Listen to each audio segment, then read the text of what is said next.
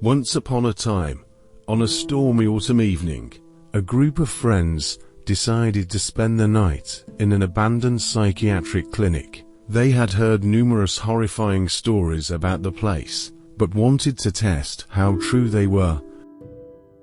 Arriving at the location, they discovered that the clinic looked even more frightening and sinister than they had imagined. The walls were covered in cobwebs, the windows were shattered, and the wind whistled through every crack, but this didn't deter them. They decided to continue their adventure. As they explored the clinic, they heard strange sounds and saw shadows moving through the corridors. Their hearts raced, and their breathing became heavier. They realized they were not alone in this eerie place. Suddenly, one of their friends disappeared. They began searching for him, but couldn't find him anywhere. Panic gripped each of them, and they knew they had to leave this place as soon as possible.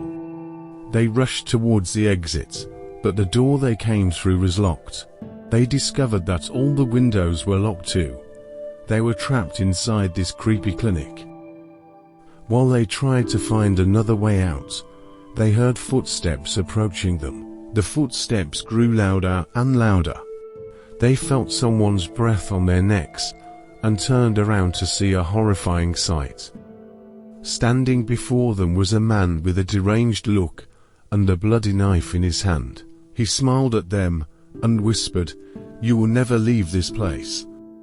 They tried to escape, but the man began chasing them through the dark corridors. They ran until they found a hidden room where they could barricade themselves. Sitting in the darkness, trembling with fear, they heard the man banging on the door and shouting.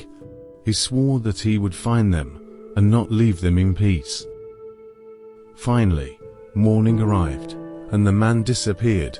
They managed to escape from the abandoned clinic and called the police, but they would never forget that night of horror and the insane man who pursued them.